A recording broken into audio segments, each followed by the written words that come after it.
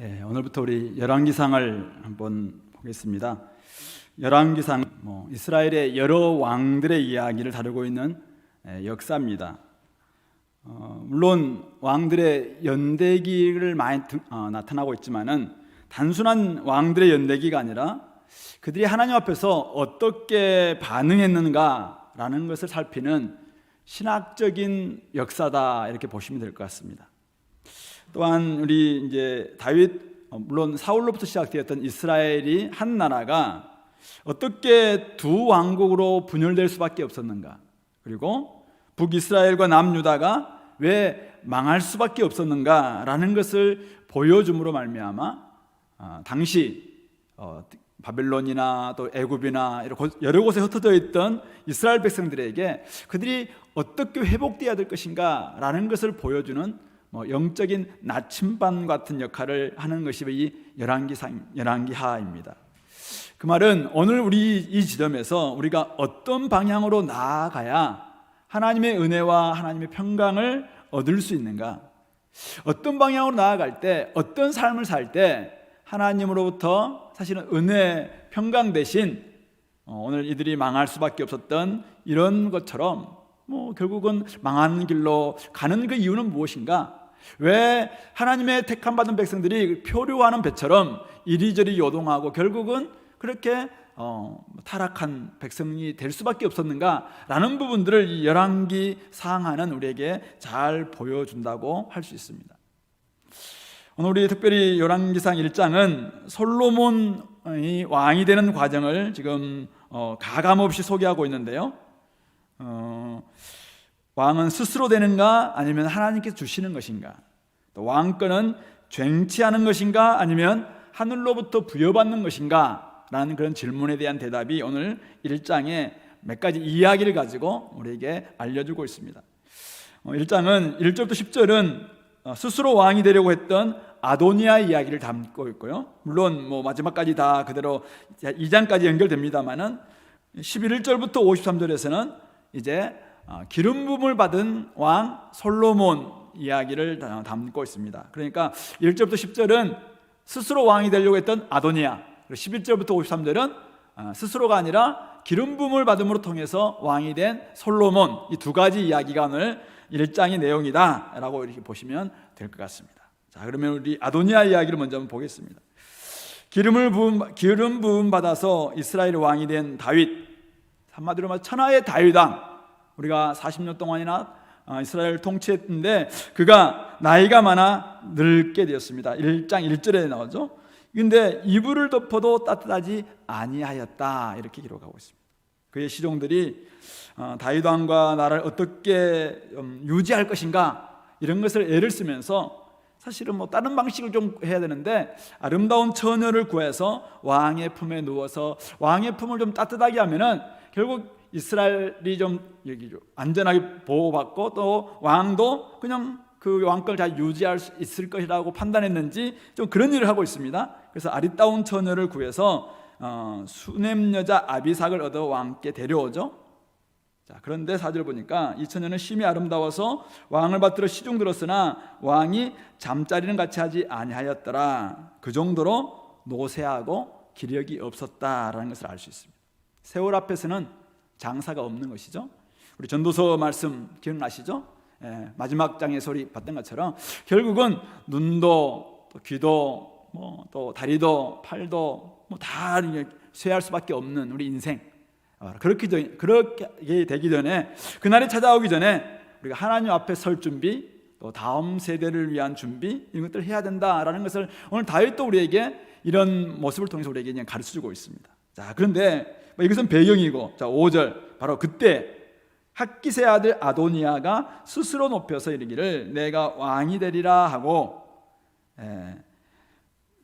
자기를 위하여 병거 또 기병 호위병 50명을 준비해서 그가 이제 왕이 되려고 했다라고 이야기하고 있습니다. 내가 왕이 되리라 라고 하면서 군사를 준비했다는 것이죠. 그래서 그를 이제 설명하고 있는 것이 6절인데요, 압살롬 다음에 태어난 자였고 용모가 심히 준수했다라고 이야기합니다.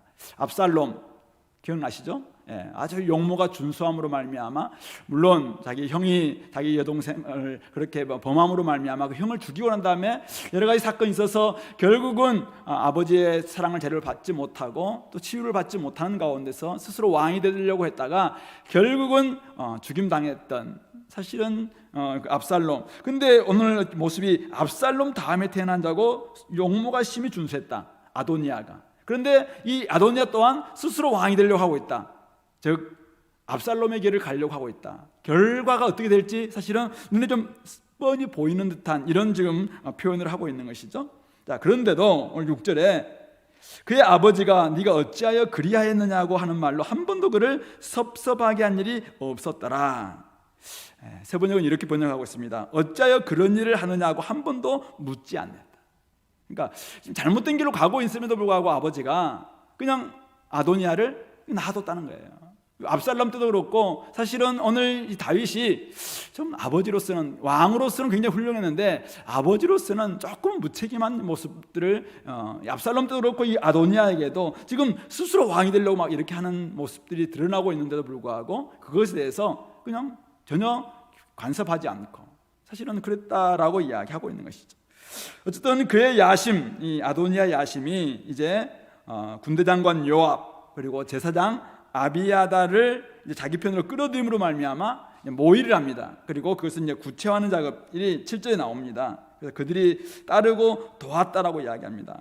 하지만은 다윗의 이 당시에 제사장이었던 사독, 또 군대 장관이었던 여호야다 아들 분하야, 그리고 선지자 나단, 그리고 시므이, 레위, 또 뭐 다윗의 용사들, 이런 사람들은 아도니아와 같이 하지 아니했다. 그래서 함께 하지 않으니까 이들을 어찌할 수 없었고, 그러나 영권을 좀 나름대로 영적인 책임을 질 수 있는 제사장인 아비야달이 있었고, 군권을 책임지고 있었던 요압이 있기 때문에 두 가지면 됐다라고 생각했는지 몰라도 어쨌든 자기 사람들 데리고 이제 에느로겔 근방 소헬렛 바이곁, 예루살렘 성 다윗성으로부터 약 800m 좀 떨어져 있는 바로 곳이라고 하는데, 그곳에 가서 송아지를 잡고 살찐소를 잡고 또 자기 다윗의 그 왕자들이죠, 왕자들, 모든 동생들, 또 신하된 모든 사람들 다 청하해서 이제는 스스로 이제 잔치를 벌이면서 자기가 그냥 왕이 되려고 하는 이런 일을 했는데, 거기에 선지자 나단과 분하야, 용사들, 그리고 솔로몬은 청하지 아니했다라고 이야기하고 있습니다. 스스로 왕이 되려고 하는 이 아도니아, 어쨌든 아도니아 입장에서 보면은 이미 자기 맨 큰 형이 암논이거든요. 암논 죽었습니다. 그리고 둘째가 길랍인데, 길랍은 사실은 그 뒤부터 이름이 잘 나타나지 않거든요. 그래서 아마 병들어 죽지 않았을까라고 많은 분들이 이야기를 합니다. 그리고 셋째가 압살롬이거든요. 압살롬은 반역하다가 죽임당했습니다. 그러니까 지금 이 아도니아는 사실은 이제 왕 다윗은 노쇠해서 사실은 기력도 없는 이런 가운데, 당연히 맞이인 자기가 아도니아니까 자기가 왕이 되는 것이 당연하다라고 생각했을 것 같습니다. 또 노쇠함과 후계자를 지명하지 않는 이 상황 자체가 이 아도니아로서는 굉장히 답답했을 것 같아요. 그러니까 결국은 자신의 야망을 이룰 좋은 기회라고 생각했고, 내가 스스로 왕이 되겠다라는 이야기를 사실은 계속 해왔던 이 입장에서는 당연히 이제는 때가 됐구나 라고 생각할 수도 있었다는 것이죠. 그래서 그는 마음이 맞는 사람들을 모았고 잔치를 벌임으로 이제 스스로 왕이 되고 있는 것입니다. 좀 궁금하긴 한 것은 왜 제사장 사독, 또 선지자 나단, 다윗의 용사들은 참여하지 않았을까? 정확히 나와 있지는 않습니다. 그러나 이들도 아마 분명히 좀 가담시키려고 애를 썼겠지만은 이들 아마 모으는데 실패했을 것 같아요. 그래서 어쨌든 기본적인 틀인 제사장이 있고 군대 장관이 있으니까 이제는 나름대로 기초는 갖추셨다라고 생각하고 이제 뭐 반란을 감행하는 이런 모습을 이제 보이고 있는 것이죠. 어쨌든 이 아도니아는 다윗과는 달리, 그의 아버지 다윗과는 달리 스스로 왕이 되려고 하고 있는 것입니다. 몇 가지 기준 때문이겠죠. 첫 번째는 왕족, 왕자입니다. 그것도 맞이, 당연히 장자로서 자기는 특권이 있겠다라고 상식선에서 충분히 생각할 수 있는 것이죠. 그리고 무엇보다도 저와는 너무나 다른 용모의 준수함, 이것이 사실은 최상의 조건, 최고의 기준, 김동만 집사님 같은 이런 기준이면 충분히 될 수 있는 이런 기준을 가졌다라고 스스로 여겼을 수도 있을 것 같습니다. 그렇다고 김동만 집사님은 스스로 왕이 되려고 하는 분 아니에요. 어쨌든 이런 신체적 조건 자체가 또 스스로 왕족이고 또 맞이고 이런 몇 가지의 조건 자체가 내가 당연히 왕이 될 수 있지 않느냐. 당연히 아버지는 지금 늙고 그리고 기력이 없고 그리고 누구도 지금 왕으로 지명해 주지 않고 당연히 첫 번째인 내가 되는 게 맞지 이렇게 생각할 수 있겠죠. 또 제사장 지금 아비아달이 옆에 있고 또 요압 그 유명한 요압이잖아요. 다윗 시절 때 수많은 사람들을 죽이기도 하고 그렇게 했던 요압이 지금 자기 옆에 딱 있으니까 이것은 충분히 장악할 수 있다라고 판단했을 것 같습니다. 그런데 그의 잘못은 뭔가요?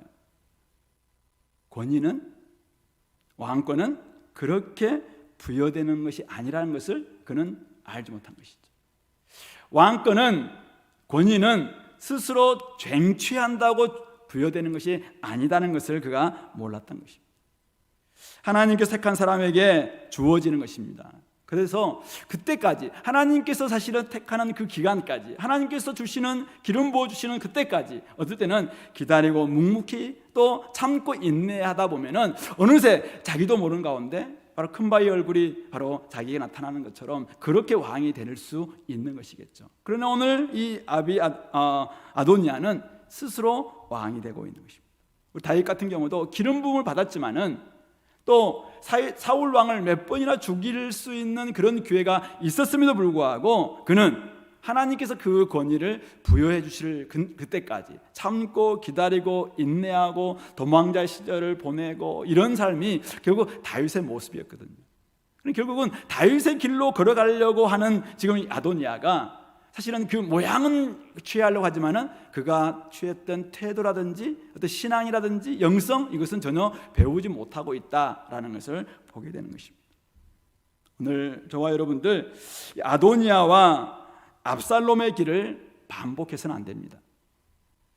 자신이 있어야 될 자리가 어딘지를 잘 볼 수 있지 않으면은 내가 있는 자리가 어딘가, 내가 가야 될 곳이 어딘가, 내가 지금 품어야 될 마음이 무엇인가 이것을 알지 못하면은 자꾸만 시류에 편승해서 스스로 왕이 되려고 합니다. 스스로 높아지려고 합니다. 스스로 자기가 권력을 가지려고 하고 또 나름대로 그냥 높아지려는 마음을 가질 수도 있는 것이죠.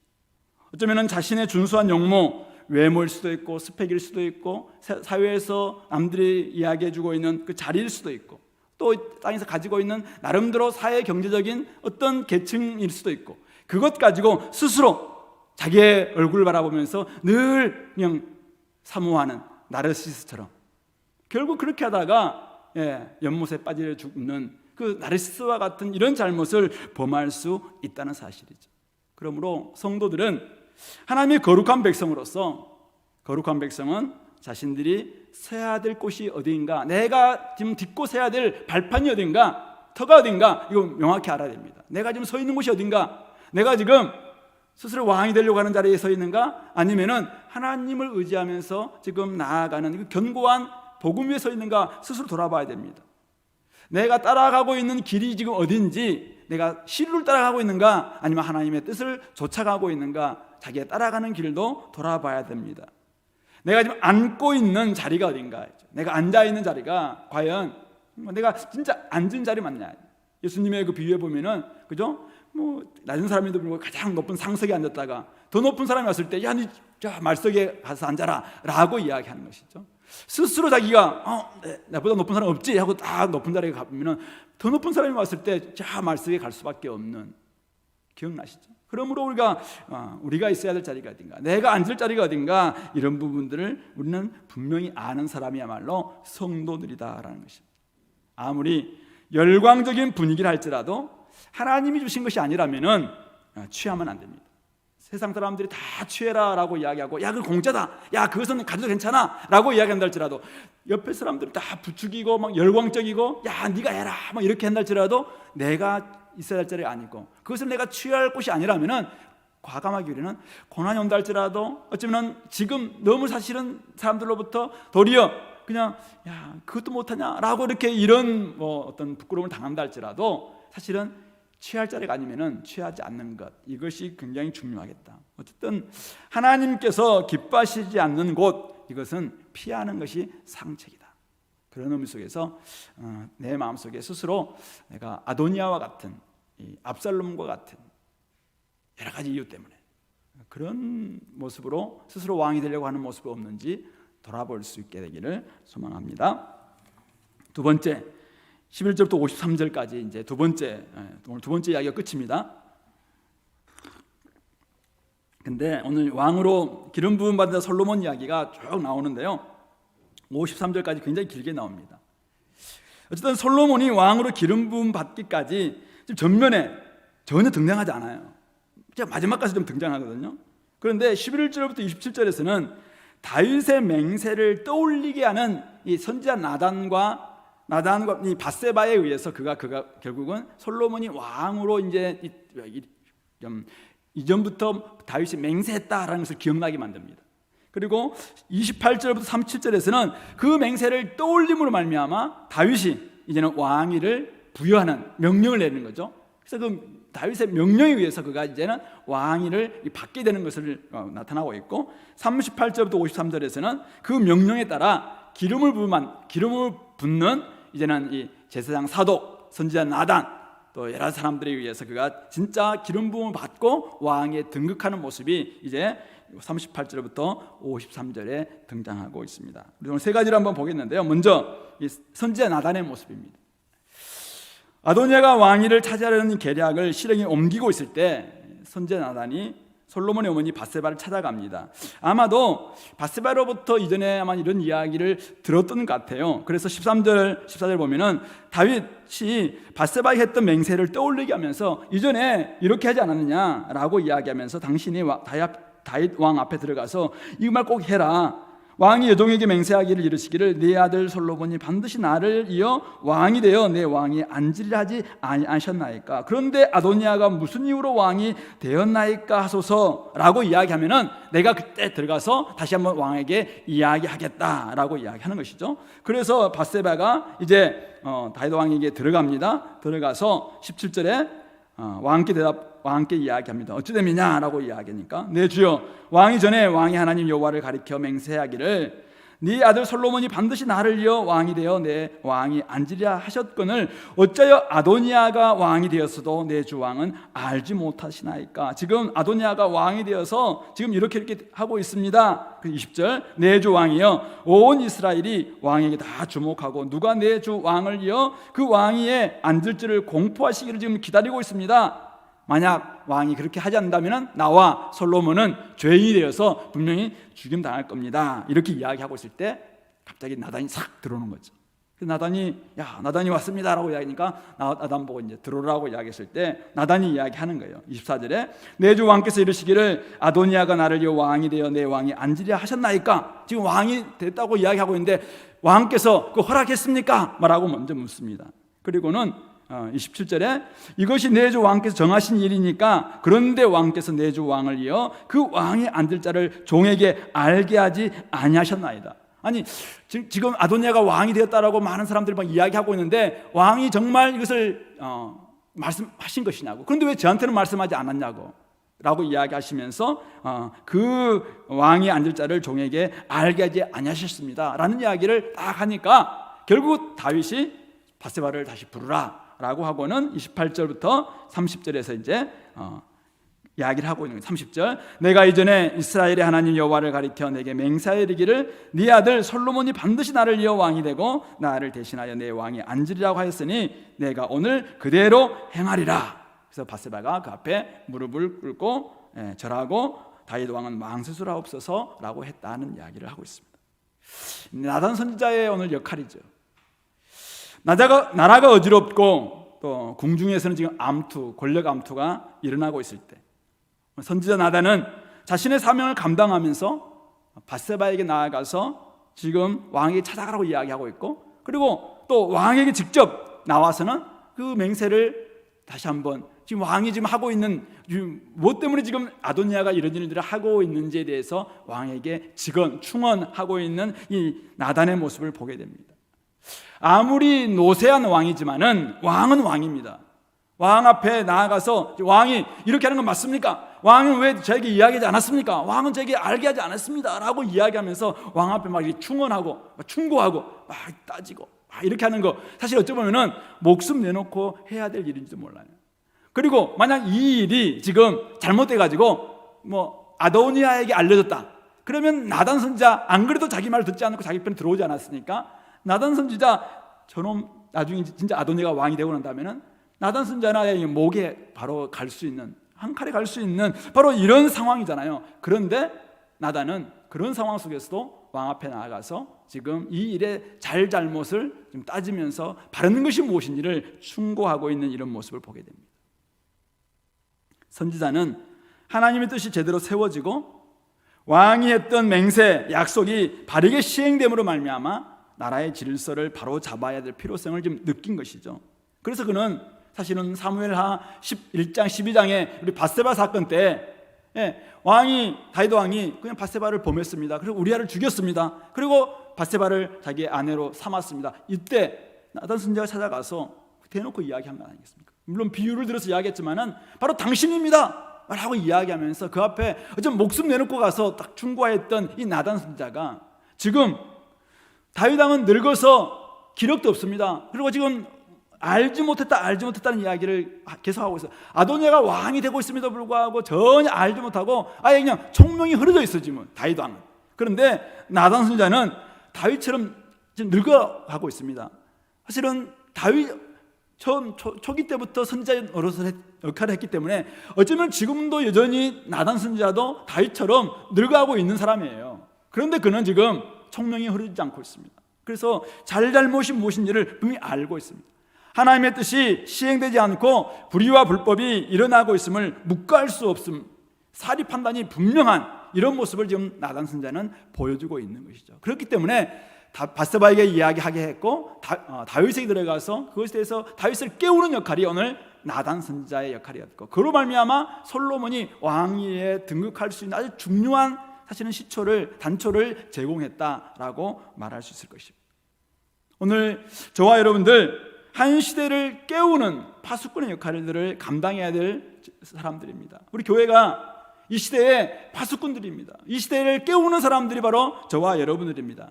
개인적인 이해관계를 떠나서 하나님의 뜻, 하나님의 약속이 시행되지 않는 그런 현실을 바라볼 때 우리가 그냥 자기들의 어떤 그냥 담합에 의해서 자기들끼리 짝짝꿍해서 만들어지고 있는 어떤 불의와 불법이 일어나고 있는 그런 우리의 것을 봤을 때, 우리 그리스도인들이라면 하나님의 선지자적인 역할을 감당해야 될, 예언자적인 역할을 감당해야 될 성도라면 우리가 어떻게 해야 될 것인가? 그들을 깨워야 되는 거 아닙니까? 그것은 잘못된 것이다, 그것은 불법이다, 그것은 불이다, 그것은 짬짬이다 라고 이야기할 수 있는 사실은 그러한 이 깨어있음이 우리에게 필요하다라는 것입니다. 옳지 않는 일들이 시행되고 있는 것에 대해서 우리가 그냥 묵과하고 내 목숨을 살리기 위해서 내 목을 그냥 건사하기 위해서 그냥 봐주고 같이 그냥 나중에 타협하고 같이 나가고, 그러면 어떻게 사회가, 이 땅이 하나님의 교회로, 하나님의 나라로 바뀔 수 있고 하나님의 공의와 하나님의 의가 시행될 수 있을 것인가 이거죠. 그리고 그렇게 하기 위해서는 결국은 하나님 말씀에 능통한 사람이 되어야 됩니다. 그리고 어느 편에도 가입하지 않는, 오직 하나님 말씀이 우리의 기준이 되어서 그 기준으로 말미암아 중심을 바로 잡고 늘 우리도 스스로 깨워야 되겠죠. 우리가 총명이 흐르지 않도록 날마다 우리가 깨어있고, 그러므로 말미암아 우리가 깨어있음으로 말미암아 지금 잠자고 있는 사람이 누구인지, 어떤 부분들이 지금 잘못되고 있는지, 이런 것들에 대해서 명확한 기준을 가지고 이야기할 수 있는 이런 모습들. 결국 만약 오늘 이 나단 선지자가 자기가 좋아했던 솔로몬을 왕으로 세우기 위해서 지금 이렇게 하고 있다면은 나단 선지자 또한 당파적이죠. 자기 좋아하는 사람 세우기 위한 거니까. 그러나 지금 선지자는 다윗의 맹세와 다윗의 약속이 시행되지 않고 있는 이 현실을 좀 꼬집고 있는 것입니다. 하나님의 뜻이 어디에 있는가 이거죠. 그리고 이것들이 왕은 잠자고 있고 왕은 무기력하고 그리고 잘못된 것에 의해서 지금 세워지고 있는 이 현실에 대해서 지금 꼬집고 있는 것이죠. 왕의 무기력과 무강박을 틈타서 불의가 지금 판을 치고 있는 이것에 대해서 바로잡는 역할, 이것이야말로 바로 교회와 성도와 파수꾼들이 해야 될 역할이다라는 것을 볼 수 있는 것입니다. 오늘날 갈수록 진리, 거짓, 뭐가 진리인지 뭐가 거짓인지 너무나 지금 불분명한 이런 시대에 우리는 살고 있습니다. 다원주의, 모든 것이 진리다라고 이야기하고 있는 이런 시대에 우리는 살고 있습니다. 그러므로 오늘 우리는 더 예리해져야 됩니다. 더 사리 판단이 분명해야 됩니다. 뭐가 옳고 뭐가 선이고 뭐가 하나님의 뜻인지 명확해야 됩니다. 하나님의 말씀을 잘 여러분들이 연구함으로 말미암아 하나님의 뜻에 맞는 것이 무엇인지를 정확히 알고 그렇게 살아내는 우리가 돼야 됩니다. 그렇게 할 때 사람들에게 그렇게 해서는 안 된다라고 이야기할 수 있고, 그것은 하나님의 뜻이 아니다라고 이야기할 수 있고, 이것이 옳음이다라는 이야기를 우리 삶으로 보여주면서 그들에게 직언, 충언도 할 수 있게 된다는 말씀이죠. 그러므로 우리가 좀 더 하나님의 말씀에 예리해지고 더욱더 늘 갈고 닦아서 깨어있음으로 말미암아 이 땅을 깨우는 역할, 선제 역할들을 감당할 수 있으므로 올바른 것이 시행될 수 있도록 해나가는 저희들 되기를 바랍니다. 두 번째는 솔로몬의 왕위 계승을 명령하는 다윗 왕을 이제 보게 되는데요. 바로 이렇게 했을 때 다윗 왕은 제사장 사독 32절 보니까 선지자 나단, 여호야다의 아들 분하야를 그 앞에 부르게 합니다.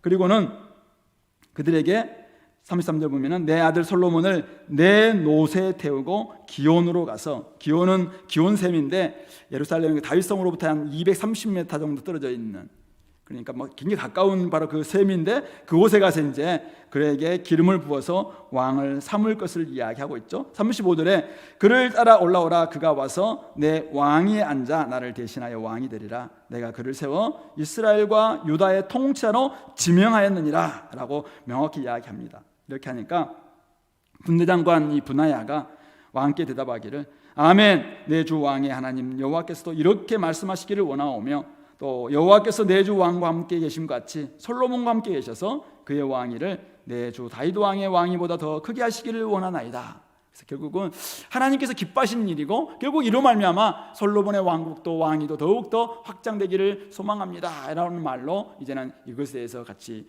교참 부합하는 이런 말을 하고 있습니다. 오늘 선지자 나단에 의해서 깨어난 다윗 왕, 결국은 자신의 마지막 사명을 감당하고 있습니다. 결국 그가 아무리 40년 동안 왕의 역할을 잘했다 할지라도 마지막 사실은 하나님께서 기뻐하시고 하나님께서 원하시는 왕에게 자기의 대를 만약 계승해 주지 않았다면, 승계 제대로 하지 못했다면 좀 더 이 이스라엘 왕국은 나중에 이 아도니아와 또 이런 피비린 나는 싸움들이 또 한 번 일어날 수밖에 없지 않았을까. 그런 속에서 다윗은 명확하게 하나님의 뜻을 분별하면서 이 왕위를 계승해 주는 이 역할들을 감당하는 것이 그의 마지막 사명이었다라고 할 수 있습니다. 다윗은 압살롬에게도 아도니아에게도 사실은 아버지의 책임을 좀 감당하지 못했었는데 어쩌면 마지막 부분에서도 지금 조금은 제가 보기에는 잘못을 범하고 있는 것이죠. 왕으로서의 마지막 직무 끝까지 감당하지 못했던 부분들을 이제 나단 선지자가 깨웁니다. 깨워주니까 그때서야 왕이 계승을 분명히 하고 30절과 35절 보면은 분명하게 이제 이스라엘과 유다의 왕으로 지명한다라고 이야기하고 자기의 노새를 내어주고 그다음에 자기의 뭐 여러 가지 것들을 내어주면서 이제는 그로 하여금 솔로몬으로 하여금 제대로 된 왕이 될 수 있도록 그렇게 하는 것이죠. 특별히 제사장, 사독, 선지자 나단, 군대장관 분하야 함께 목격자 또 참여자가 되게 함으로 말미암아 공식적인 절차에 의해서 합법적인 이 대관식, 합법적인 왕위 계승식이 될 수 있도록 확정하고 있는 이런 작업들도 아주 중요한 절차였다라는 것을 우리는 보게 되는 것이죠. 궁금한 건 이거죠. 이렇게 할 수 있는 것을 왜 그동안 안 했냐. 생각해 봤습니다. 왜 안 했을까? 왜 안 했을 것 같아요? 한 두 가지 생각인데요. 하나는 마지막까지 자신이 감당할 수 있을 것이라고 생각합니다. 하나님, 저에게는 아직도 힘이 있습니다. 그래서 내가 죽을 때까지, 요즘 목사님들이 막 75세, 80세까지 목사님 하겠다고 막 그런 분들 있잖아요. 내가 죽을 때까지 끝까지 주님을 감당하겠습니다. 기억력도 없고 이제 힘도 없고 또 딸리고 막 이렇게 계속 하겠다는 분들이 계시는데 그런 지금 느낌이 들어요. 그러니까 지금은 뭐 그냥 젊은 처자가 옆에 있는데도 불구하고 전혀 힘도 없고 이런 사람인데 내가 끝까지 감당하겠습니다. 막 이런 지금 기분이 이런 기분. 혹시 이런 모습으로 다윗이 지금 하고 있는 게 아닌가? 아니면 두 번째는 이제 늙었음을 핑계 삼아서 손을 놓고 있었는 거죠.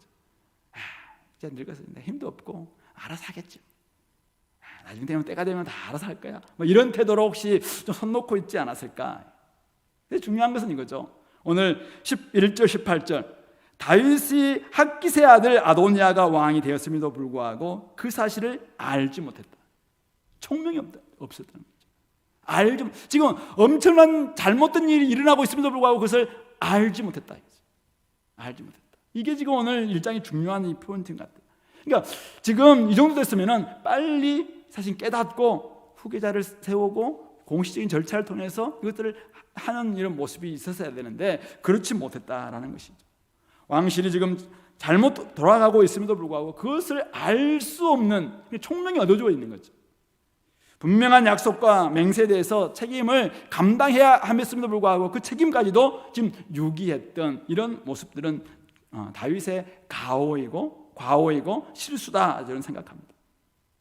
다만 선지자를 통해서 이 깨닫게 됐을 때 깨어난 다음에 그가 했던 행동은 제가 보기에는 상당히 좀 또 지혜롭고 올바른 훌륭한 모습이 아닐까 생각합니다. 왜요? 이미 아도니아가 왕이 막 되고 있잖아요. 이미 되었다라고 막 소식 들었잖아요. 그러면 이제 힘도 없고 사실은 기력도 없고 이미 또 뭐 어떻게 또 다시 뭐 싸움이 일어날 수도 있고 막 이런 마음이 드니까 순리를 생각해요. 순리를 아버지로서 그래 될 놈이 됐구나. 그래 큰아들이니까 그게 됐지 뭐. 이전에 했던 약속 그때 그게 정확히 하는 뜻인지도 잘 모르겠고 뭐 그렇게 하면서 그냥 대충 아도니아가 왕이 되면 되지 뭐 그냥 이렇게 나아갈 수 있잖아요. 그런데 그가 그것은 잘못된 것이다 라는 걸 알고 솔로몬에게 왕권을 계승해 줄 수 있도록 여러 가지 부분들을 조치하고 있는 이런 모습들은 아주 좀 훌륭한 모습이라고 생각합니다. 우리 역사 속에 성공한 쿠데타는 처벌할 수 없다. 성공한 쿠데타는 이미 역사가 되었기 때문에 더 이상 처벌할 수 없다. 이런 아주 나쁜 격언이 있습니다. 아픈 역사죠.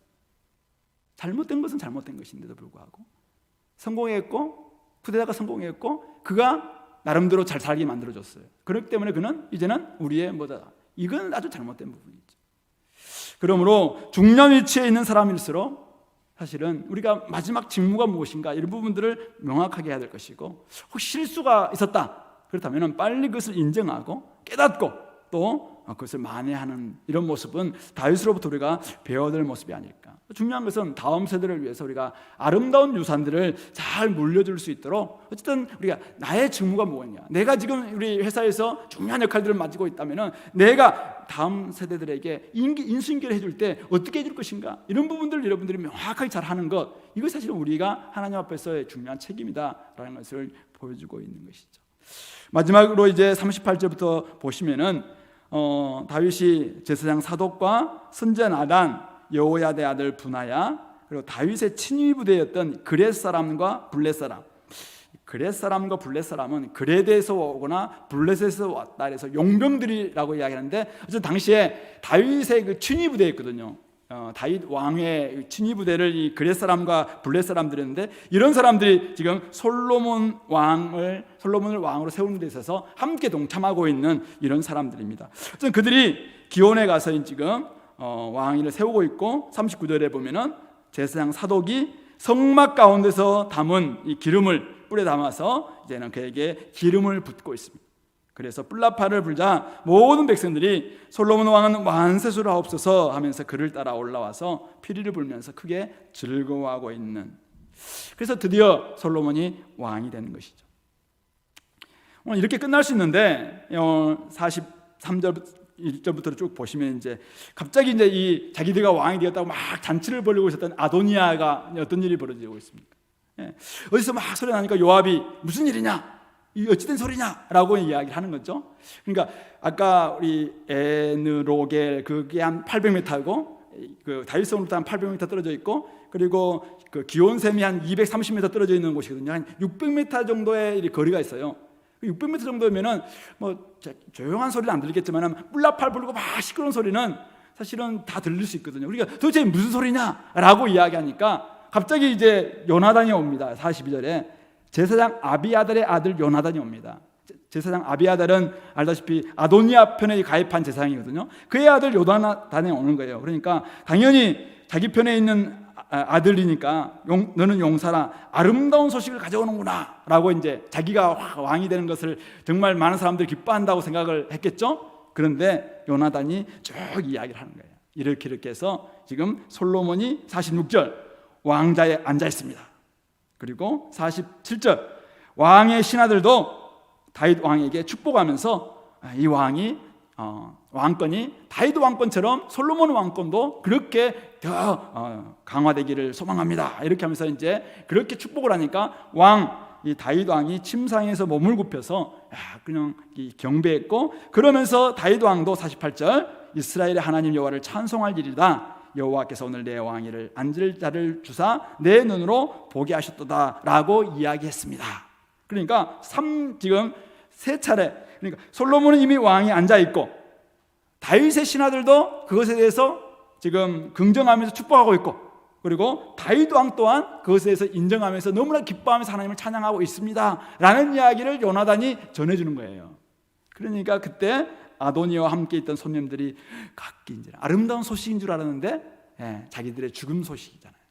그러니까 뿔뿔이 흩어졌습니다. 그리고 아도니아는 이제 살려달라고 제단불을 막 잡고 이제 그러면은 자기 살려줄 거라고 생각을 하는데 솔로몬이 드디어 등장합니다. 솔로몬 52절에 그가 만일 선한 사람이라면은 그의 머리털 하나라도 땅에 떨어지지 아니하려니와 그에게 악한 것이 보이면 죽으리라. 그렇게 해서 사람을 보내서 그의 집으로 돌려보냈다라는 내용으로 오늘 1장이 마무리되고 있습니다. 2장에 가면 이제 이 아도니아가 어떻게 될지 우리가 드러나게 될 것이겠죠. 오늘 본문은 스스로 왕이 되려고 했던 아도니아로 시작해서 다윗의 명령에 의해서 기름 부음을 받고 왕이 된 솔로몬의 등극 소식으로 마무리되고 있습니다. 한때 앞에서는 잘 나가던 아도니아가 뒤쪽에서는 완전히 지금 위축되고 쭈그러지고 사실은 어떻게 될지 모르는 운명에 처해 있고, 앞에서는 전혀 등장하지 않던 솔로몬이 이제는 점점 이렇게 확장하면서 왕으로 되는 이런 모습들이 잘 나타나고 있는 것 같습니다.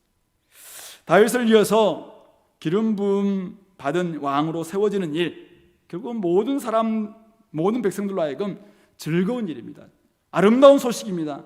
땅을 크게 요동할 만큼 정말 기쁜 소식, 복음인 것이죠.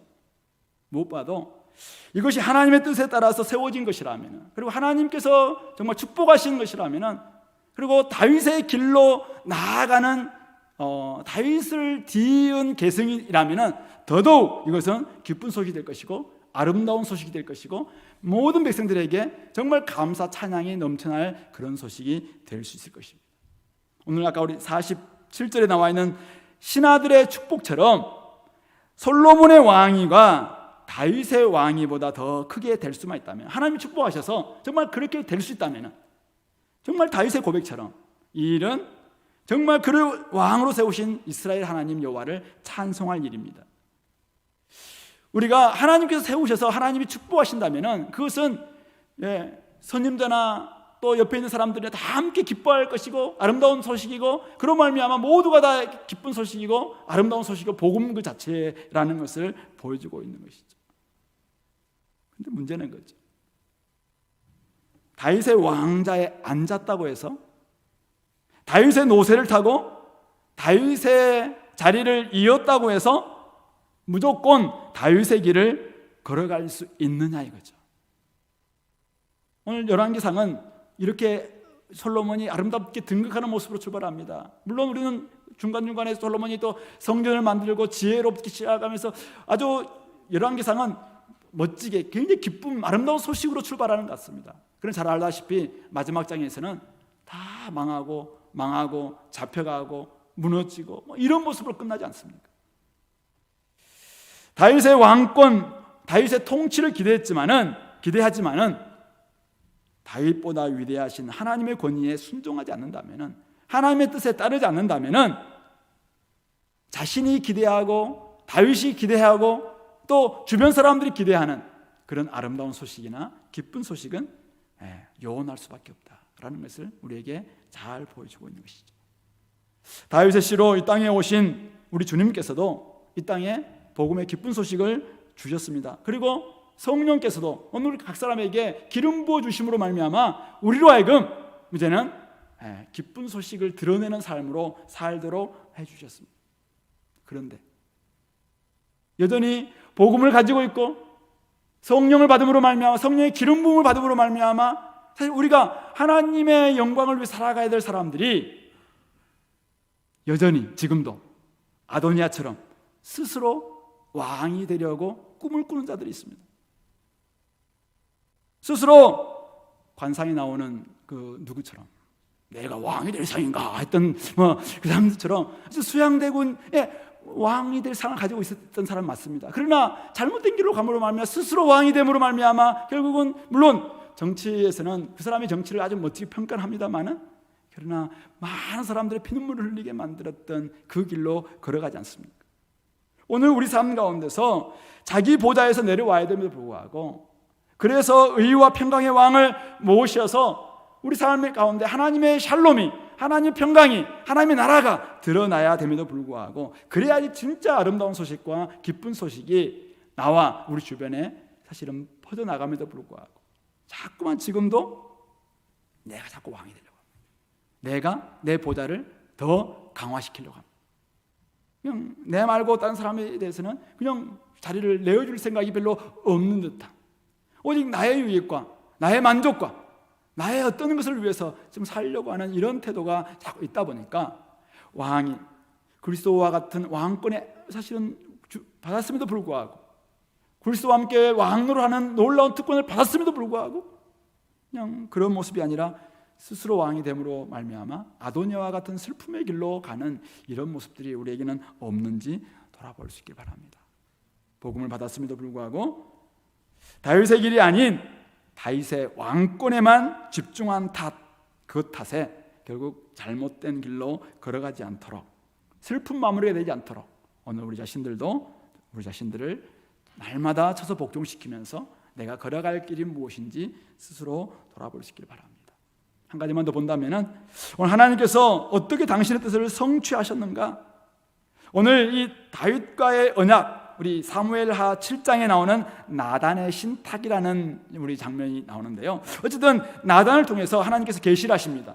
그래서 네 몸에서 다윗이 하나님을 위해서 우리가 초소를 짓고 싶다, 성전 짓고 싶다라고 이야기할 때, 야, 네가 내 집을 만드는 게 아니라 내가 네 집을 만든다. 내가 너의 나라를 만들고 너의 왕권을 강화하고 네 몸에서 날 씨를 통해서 너 나라가 확장될 것이고 내가 축복함으로 말미암아 영원한 견고한 나라가 될 것이다 라는 것이 사무엘하 7장에 나오는 나단의 신탁 다윗과 하나님과의 언약이죠. 근데 그로부터 어떤 일이 일어납니까? 사무엘하 11장에 바세바 사건이 나옵니다. 죄를 범합니다. 사실은 어쩌면은 언약이 끝날 수 있어요. 근데 나단 선지자가 와서 그에 대해서 회개를 촉구할 때 그는 회개합니다. 그래서 그 아들은 죽고 솔로몬이 태어나죠. 솔로몬이 태어날 때 나단 선지자를 보내서 이름을 부여합니다.